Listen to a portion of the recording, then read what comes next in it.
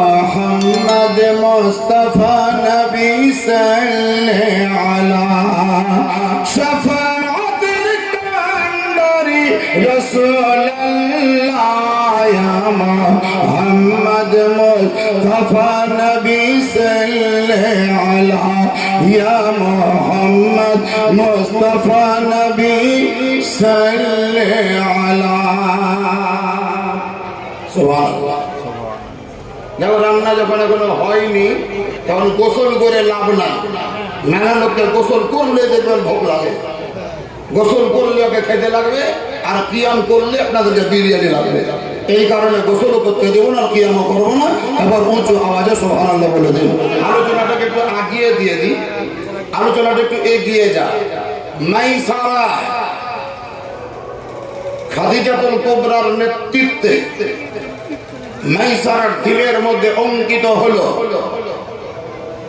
হে মাইসারা, এতদিন পর্যন্ত তুমি অভিভাবক ছিলে, গার্জেন ছিলে, আজ থেকে তোমাকে অভিভাবকত্ব করতে হবে না। মুহাম্মদ হচ্ছে ব্যবসার মেন নায়ক, তুমি হচ্ছ তার কর্মচারী। সঙ্গে পাঠালাম, সঙ্গে যাও। মুহাম্মদ যদি বিনা পয়সায় কাউকে কাপড় দিয়ে দেয়, খবরদার আপত্তি করিও না। কাউরের কাছ থেকে যদি 5 টাকার জায়গায় 2 টাকা দেয়, প্রতিবাদ করবে না। যে রাস্তায় যাবে সেই রাস্তাতে তুমিও যাবে, তোমার রাস্তার দিকে ইঙ্গিত করবে না। আরেকটা জিনিস তোমাকে বলছি, নোট করো, রাস্তায় চলতে গিয়ে যদি তেমন কোনো অলৌকিক দৃশ্য দেখতে পাও, তাহলে সেটা ডায়েরিতে নোট করবে, আমাকে এসে শোনাবে। ব্যবসার মধ্যে তোমার আঙুল ভোঁকা চলবে না। আল্লাহর নবী আকা মুস্তাফা আহমদ মুস্তাফা নবী মুহাম্মদুর রাসূলুল্লাহ সাল্লাল্লাহু তাআলা আলাইহি ওয়াসাল্লাম খাদিজাতুল কুবরা এই ব্যবসার দায়িত্বটা গ্রহণ করে মাইসারাকে সঙ্গে করে মক্কাতুল মুকাররমার আরো কিছু লোককে সঙ্গে নিয়ে ইয়ামান দেশে গিয়েছিলেন তিনি। ইয়ামান দেশে ব্যবসা করার জন্য মক্কার লোকেরা আগে থেকেই যায়। উম্মর করে দেখবেন, উম্মর করে রবিবার হাট বসে, তো হোটেলওয়ালাদের জন্য নিজের নিজের ঘর তৈরি করা আছে। কোন খুঁটা থেকে গরু বাঁধবে তার খুঁটা আছে, কোন ঘরে বসে কে কাপড় বিক্রি করবে সেটাও তৈরি করা আছে। সপ্তাহে একদিন ব্যবসা করার জন্য ওই জায়গায় যেমন ঘর তৈরি করা। মক্কাতুল মুকাররমার লোকেরা যদিও বছরে 1 বার বা 2 বার ইয়ামান দেশে বা শাম দেশে যেত, কিন্তু নির্দিষ্ট জায়গায় বসে বসে ব্যবসা করার জন্য তাহাদের ঘর তৈরি করা ছিল। হাট বসার মতন বস্তু আমাদের নবী আকা মুস্তাফার নেতৃত্বে হযরতে খাদিজাতুল কুবরা যেই কাপড়গুলা বিক্রি হতে মোটামুটি 1 মাস টাইম লাগতো। নবীর নাশ এত ভালো, নবীর চেহারায় এমন আকর্ষণ, এমন খদ্দের জমলো যে 1 মাসের কাপড় মাত্র 15 দিনেই বিক্রি হলো। বিক্রি যখন হয়ে গিয়েছে, যখন বেকার থেকে লাভ নাই, নবী আমার বাড়ি চলে আসবেন।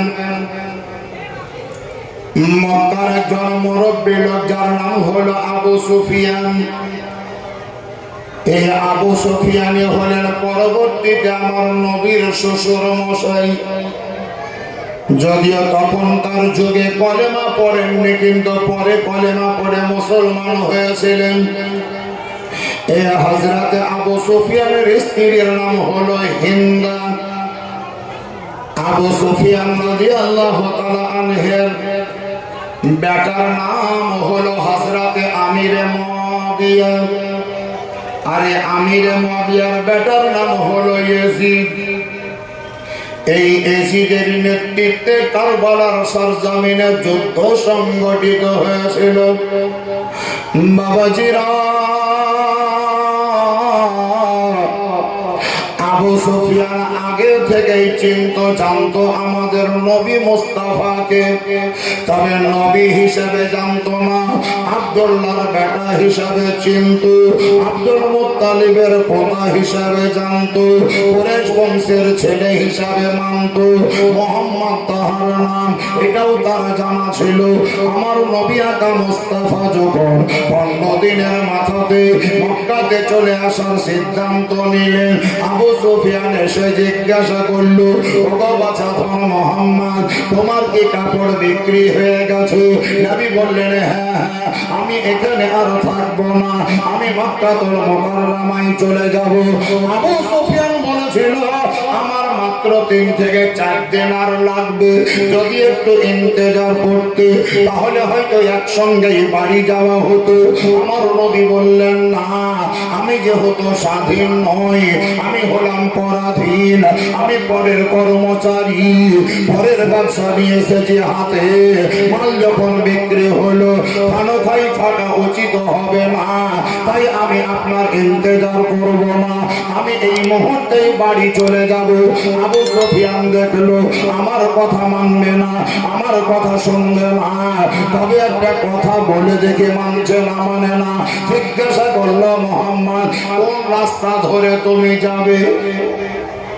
মক্কায় যাওয়ার জন্য একাধিক পথ, তার মধ্যে একটা পথ হলো ভয়ানক, একটা পথ হলো বড় খতরনাক, যে রাস্তাতে জঙ্গল হিংস্র জন্তুরা বসবাস করে, দস্যু দলেরা থাকে, ডাকাতের দলেরা, রাহাজানিরা রাস্তায় ছিনতাই করার জন্য লুকিয়ে থাকে। তবে রাস্তা দিয়ে যদি যাওয়া যায় তো মক্কাটা বড় নিকটে বুঝাই, খুব কাছকার হয়, ছোট রাস্তা হয়। আর একটা পথ আছে, সুন্দর পথ, মানুষ চলাচল করে 24 ঘন্টা, রাস্তাতে ডর ভয় কম হয়, চিন্তায় হয় না, হিংস্র জন্তুদেরকে দেখতে পাওয়া যায় না। তবে ওই রাস্তা দিয়ে গেলে একটু যেন দেরি লাগে মক্কায় পৌঁছাতে। আবু সুফিয়ান জিজ্ঞাসা করলো, বাদশা মুহাম্মদ, তুমি তো বাড়ি চলেই যাবে, আমার কথা তো মানবে না, আমার কথা তো শুনবে না, তবে কোন রাস্তা দিয়ে যাবে একটু দাও বর্ণনা। আমার নবী ওই পথের কথা বললেন, যেই পথে রাহাজানেরা থাকে, যেই পথে ডাকাতেরা থাকে, যেই পথে হিংস্র জন্তুরা বিরাজ করে, যেই পথে জানের খাতরা হয়, যেই পথে মালপত্র কেড়ে নেয়, যেই পথে মানুষকে মার্ডার করে দেয়, ওই রাস্তা দিয়ে যাবেন নবী। আমার নবী মুস্তাফা ওই রাস্তার কথা যখন ব্যক্ত করলেন, আবু সুফিয়ান বলছে, বাপ, তোমাকে ব্যাঘাতটা করে বলছি, এই রাস্তা দিয়ে যাও, ওই রাস্তা দিয়ে যেও না। আমার নবী বললেন, কোন পথে যাব, কোন পথে যাব না, এই ডিরেকশন আপনাকে দিতে হবে না। আমি কোন পথে যাব, কোন পথে যাব না, এটা আমার ব্যাপার। আপনার কেন এত টেনশন, এত চিন্তা? আবু সুফিয়ান দেখলে কে বলা না বলা দুটোই সমান, সেহেতু আর কিছু বলবো না। কিন্তু মাইসার মন বলছে যে আবু সুফিয়ান যেটা বলছে ঠিকই বলছে, কিন্তু মানে না কেন? খাদিজা যে নিষেধ করেছে, খবরদার প্রতিবাদ করিও না, মুহাম্মদ যেটা করবে সেটাই সঠিক করবে, ভুল করবে না। অতএব মাইসারা তুমি কোনো কথাই প্রতিবাদ করিও না। কিন্তু মাইসারা ওই পথের ব্যাপারে জানে যে রাস্তাতে যারাই গিয়েছে তাদেরকেই মার্ডার হতে হয়েছে, যাহারাই গিয়েছে তাহাদেরকে পৃথিবী ছাড়তে হয়েছে, যাহারাই ওই পথে গিয়েছে তাহাদের স্ত্রী বিধবা হয়েছে, ছেলে মেয়েরা এতিম হয়ে গিয়েছে।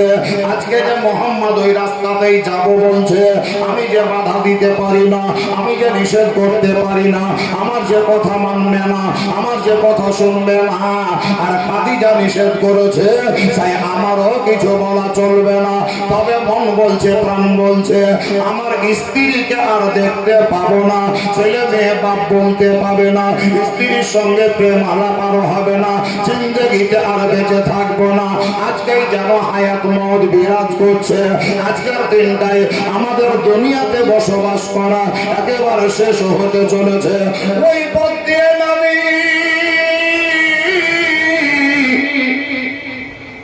যখন চলতে শুরু করলেন, মাইসার জানমান প্রাণ যেন ধরে ধরে করে দূরে দূরে করে।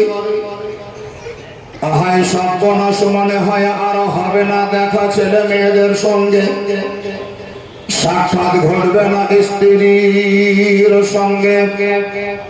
যেমন যেমন পথটা অতিক্রম করে, যেমন যেমন জঙ্গলের দিকে এগিয়ে যায়, তেমন তেমন মাইসার জানের যেন ভয়টা বৃদ্ধি পায়, আরো যেন শরীরটা কম্পন শুরু হয়, থরথর করে কাঁপতে শুরু করলো। আজকে শেষ নিঃশ্বাস ত্যাগ করতে হবে, আজকে আমার লাশ এখানে পড়ে থাকবে, হয়তো জানাজা হবে না, কেউ যেন দেখতে পাবে না, আমিও বাঁচবো না, মোহাম্মদও বাঁচবে না। ঠিক যখন জঙ্গলের ভিতরে পৌঁছে গেছে, রাস্তার ধারে তাকিয়ে যদি দেখছে তো উটেদের বড় বড় গলা গলা লম্বা লম্বা গলা গোলা বেরিয়ে আছে, দেহের দিকে ভিতরে আছে, গলার দিকটা বাইরে আছে। মাইসারা দেখে একেবারে কনফার্ম হয়ে গেল, এই তো উটের পিঠে এসেছে ডাকাতের দলেরা, এরা উটকে বেঁধে রেখে নিশ্চয়ই কোনো জায়গায় লুকিয়ে আছে। আজকে প্রাণ গেল, আজকে দুনিয়ার খাওয়া দাওয়া বন্ধ হলো, কিন্তু আল্লাহ রাব্বে কায়নাতের শান, আল্লাহ রাব্বে কায়নাত বলেছেন, নবী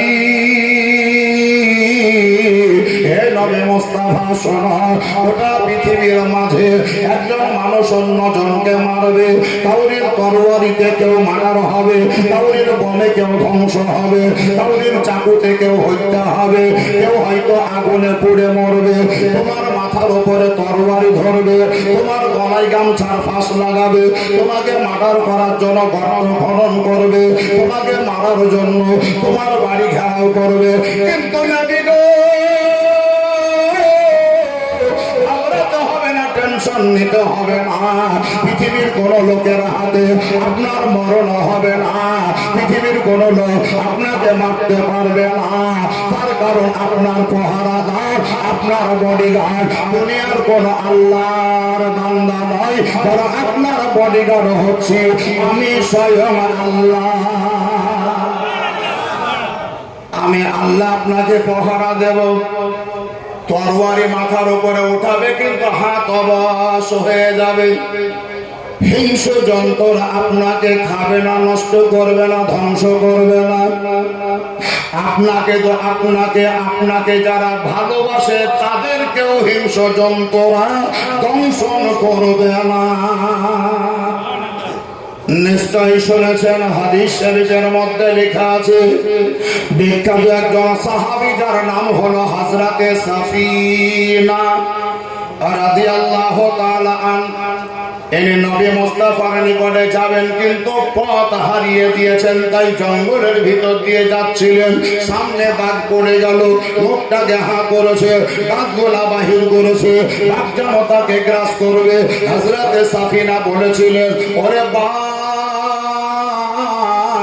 তোদের অভ্যাস হলো মানুষের মাংস খাওয়া, আমারও মাংস খাবি, আমি আপত্তি করব না, আমি তোকে বাধা দিব না, তবে আমার পরিচয়টা আগে শোন, তারপরে খাবি, নিষেধ করব না। আমি হলাম গোলামে মুস্তাফা, আমি হলাম নবী মুস্তাফার গোলাম। উনি বলতে পারতেন আমি আল্লাহর বান্দা, পরহেজগার বান্দা, নেককার বান্দা, কোরআন পড়া বান্দা, আল্লাহকে ভয় করা বান্দা। আল্লাহর বান্দা বলে পরিচয় দেননি, বরং তিনি বলেছিলেন আমি হলাম গোলামে মুস্তাফা, নবীর গোলাম। এর দ্বারাই বুঝতে পারা গেল আল্লাহর বান্দা যারা, তাহারা জান্নাতেও যেতে পারে, জাহান্নামেও যেতে পারে। আল্লাহর বান্দাদের জন্য জাহান্নামও তৈরি হয়েছে, জান্নাতও তৈরি হয়েছে। জান্নাত জাহান্নাম দুটোই আল্লাহর বান্দার জন্য, আর জান্নাতটা হলো শুধু আমার নবীর গোলামের জন্য। আল্লাহর বান্দা জাহান্নামে যাবে কিন্তু নবীর গোলাম কোনদিন জাহান্নামে যাবে না। বান্দা বলতে মুসলমানরাও যেমন আল্লাহর বান্দা, ঠিক তেমন ওম নমো নমো যারা করে ওরাও আল্লাহর বান্দা, কিন্তু ওরা নবীর গোলাম নয়। এই কারণে দলিল প্রমাণ করে আল্লাহর বান্দা জান্নাতেও যাবে, জাহান্নামেও যাবে, কিন্তু নবীর গোলাম যারা তারা শুধুমাত্র আল্লাহর জান্নাতেই যাবে। আলহামদুলিল্লাহ বলেন, আরো জোরে বলে দেন আলহামদুলিল্লাহ। হযরতে সাফিনা রাদিয়াল্লাহু তাআলা আনহা যেমনই বললেন আমি গোলামে মুস্তাফা, তেমনি বাঘের হা করা মুখ বন্ধ হলো, বাহির করা দাঁত ভিতরে ঢুকলো, কারো হাওয়া লেজটা নিচে নেমে গেল, হযরতে সাফিনার সামনে দাঁড়িয়ে গেল, লেজটাকে হিলাতে লাগলো। বাঘ প্রমাণ করেছিল আল্লাহর বান্দাকে খাবো, কিন্তু নবীর গোলামকে খাবো না।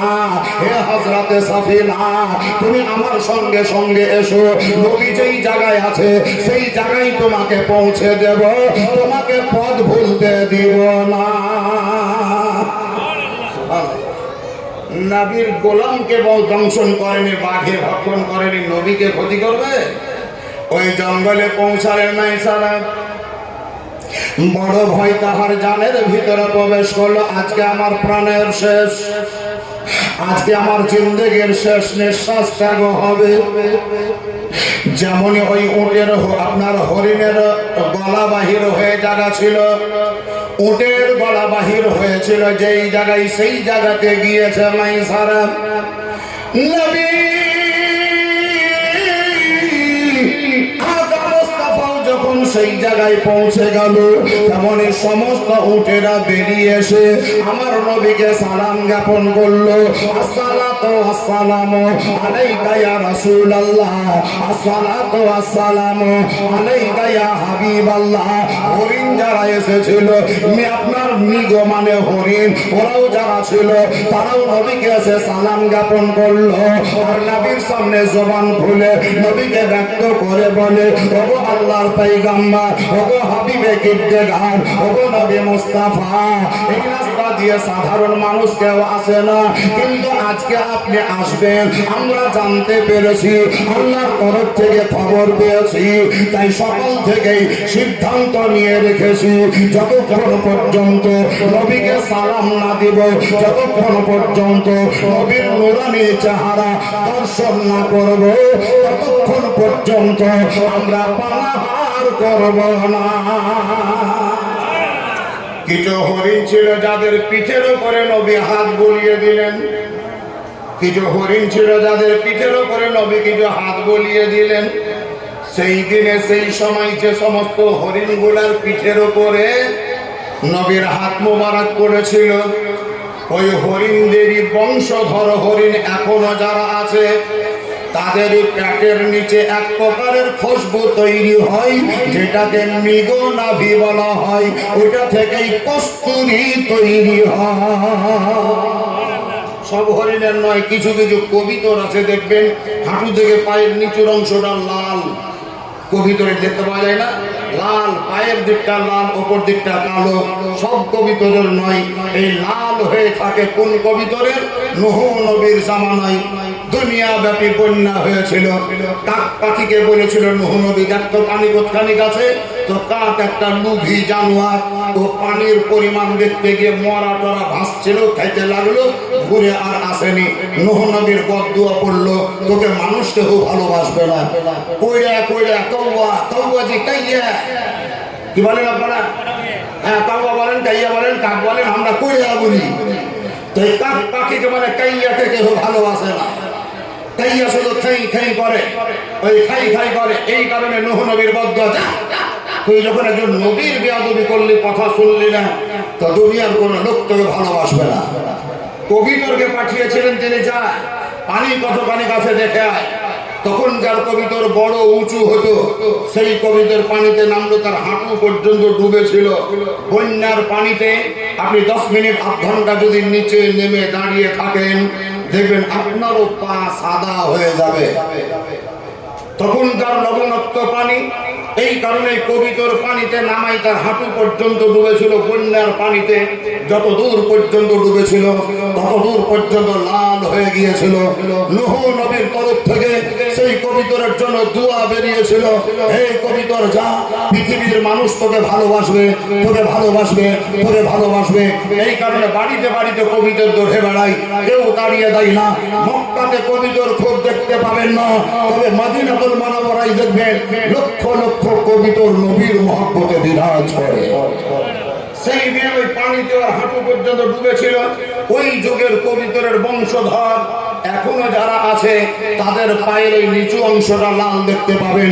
কবিতরের বংশ যেমন এখনো পৃথিবীতে আছে, ঠিক তেমন আমাদের নবী মুস্তাফার বংশধর আলে রসুল সৈয়দ নবী বংশের লোক, খানদানের রসুল আলে রসুল আহলে বাইত, তিনারা দুনিয়াতে এখনো বিরাজ করছেন। নবীর মহব্বত থাকার জন্য যদি কবিতরকে ভালোবাসতে হয়, তাহলে নবীর বংশধর হওয়ার জন্য আপনারা বলুন আলে রসুলকে ভালোবাসতে হবে না হবে না? সেই ভালোবাসা নিয়ে আপনারা জীবিকা নির্বাহ করবেন। আমার নবী মুস্তাফা ওই রাস্তা দিয়ে খাদিজাতুল কুবরা বাড়িতে পৌঁছে গেলেন। গ্রাহক বাবাজিরা সামনে এসে হাজির হলো, আর বক্তব্য শেষ হলো। আমার ভাষাতে, আমার কথাতে কেউ যদি কষ্ট দুঃখ পেয়ে থাকেন আপনারা ওকে ক্ষমা করে দেবেন। আখির দাওয়ানা আলহামদুলিল্লাহি রাব্বিল আলামিন। উঠার ক্ষমা কাজী মাহমুদ বলে ইয়া নবী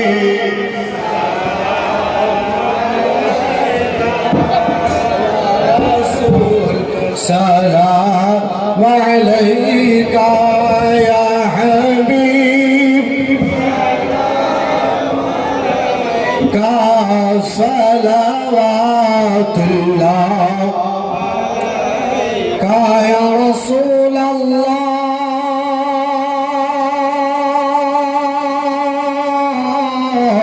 یا حبیب اللہ گناہگار গুনাহের ফলে যাই যদি দোজখের দলে ডাকিও উম্মতে বলে রাখিও চরণতলে রবে ইয়া রাসূল সালাম আলাইকা ইয়া হাবিব কা সালাওয়াতুল্লাহ কা ওয়াসতা শরে খুদা কা ওয়াসতা রাসূল কা واسطہ مسرر میرا کا واسطہ کل اولیاء کا ہمراہ ہے وجہ جزا کا یا ربی سلام علیکہ یا رسول سلام يا حبيب سلام عليك صلوات الله الصلاة والسلام عليك يا رسول الله الصلاة والسلام عليك يا حبيب الله الصلاة والسلام عليك يا نور من نور الله وعلى آلك وأصحابك يا شفيعنا يوم الجزاء بلغ الأولى بكماله كشف الدجى بجماله حسنت جميع خصاله صلى عليه وعليه وسلم أعوذ بالله من الشيطان الرجيم بسم الله الرحمن الرحيم لقد جاءكم رسول من أنفسكم عزيز عليه ما عنتم حريص عليكم بالمؤمنين رؤوف رحيم فإن تولوا فقل حسبي الله لا إله إلا هو عليه توكلت وهو رب العرش العظيم بسم الله الرحمن الرحيم قل يا أيها الكافرون لا أعبد ما تعبدون ولا أنتم عابدون ما أعبد لكم دينكم ولي دين بسم الله الرحمن الرحيم قل هو الله أحد الله الصمد لم يلد ولم يولد ولم يكن له كفوا أحد بسم الله الرحمن الرحيم قل هو الله أحد الله الصمد لم يلد ولم يولد ولم يكن له كفوا أحد بسم الله الرحمن الرحيم قل هو الله أحد الله الصمد لم يلد ولم يولد ولم يكن له كفوا أحد بسم الله الرحمن الرحيم قل أعوذ برب الفلق من شر ما خلق ومن شر غاسق إذا وقب ومن شر النفاثات في العقد ومن شر حاسد إذا حسد بسم الله الرحمن الرحيم قل أعوذ برب الناس ملك الناس إله الناس من شر الوسواس الخناس الذي يوسوس في صدور الناس من الجنة والناس بسم الله الرحمن الرحيم الحمد لله رب العالمين الرحمن الرحيم مالك يوم الدين إياك نعبد وإياك نستعين اهدنا الصراط المستقيم صراط الذين أنعمت عليهم غير المغضوب عليهم ولا الضالين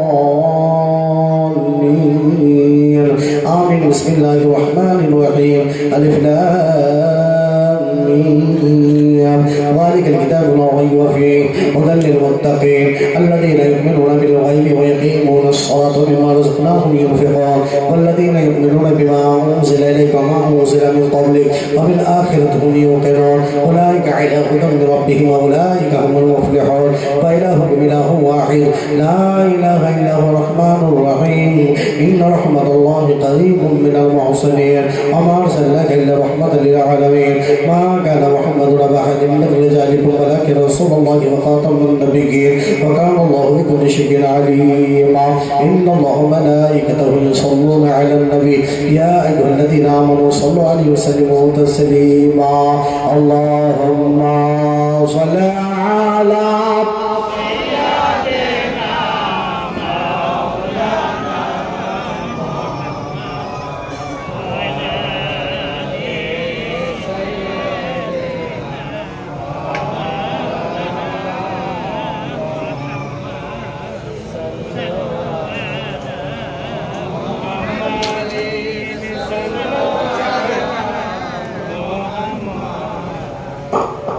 हरदम ज़बान से निकालो पाक मोहम्मद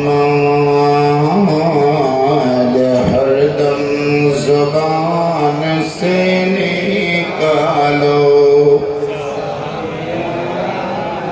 मोहम्मद सल्लल्लाहु अलैहि वसल्लम अऊज़ु बिल्लाहि मिनश शैतानिर रजीम ألا إن أولياء الله لا خوف عليهم ولا هم يحزنون الذين آمنوا وكانوا يتقون سبحان ربك رب العزة عما يصفون وسلام على المرسلين والحمد لله رب العالمين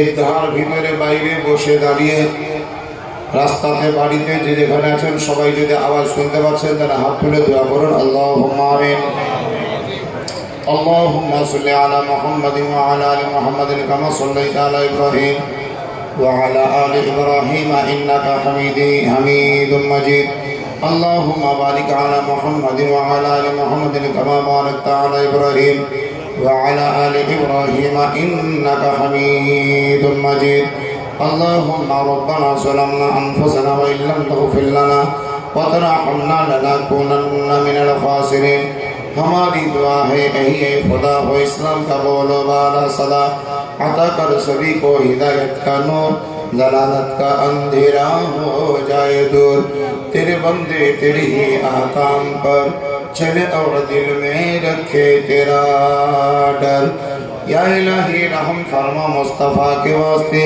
या रसूल अल्लाह करम कीजिए खुदा के वास्ते मुश्किलें हल कर शहे मुश्किल कुशा के वास्ते करबला एरद शहीद करबला के वास्ते অনন্ত অসীম প্রেমময় তুমি বিচার দিনের স্বামী যত গণগান হেচির মহান তোমারই অন্তর্যামী রব্বুল আলামিন 3 দিনের আলোচনা তোমার নবী মুস্তাফার মহব্বত নিয়ে আলোচনা হয়েছে সে আলোচনাকে কবুল করো মঞ্জুর করো ভুল ভ্রান্তি হয়ে থাকলে আল্লাহ ক্ষমা করে দাও যে সমস্ত বাবাজিরা ভাইরা মাই বোনেরা ভক্তি সহকারে আদব সহকারে মাহফিলে উপস্থিত হয়ে কথাবার্তা বন্ধ করে তোমার নবীর আলোচনা শ্রবণ করেছে, এই সমস্ত ভক্ত তোমার নবীর প্রেমিক প্রেমিকা যারা, তাদের উপস্থিতিকে আল্লাহ তুমি কবুল করে নাও।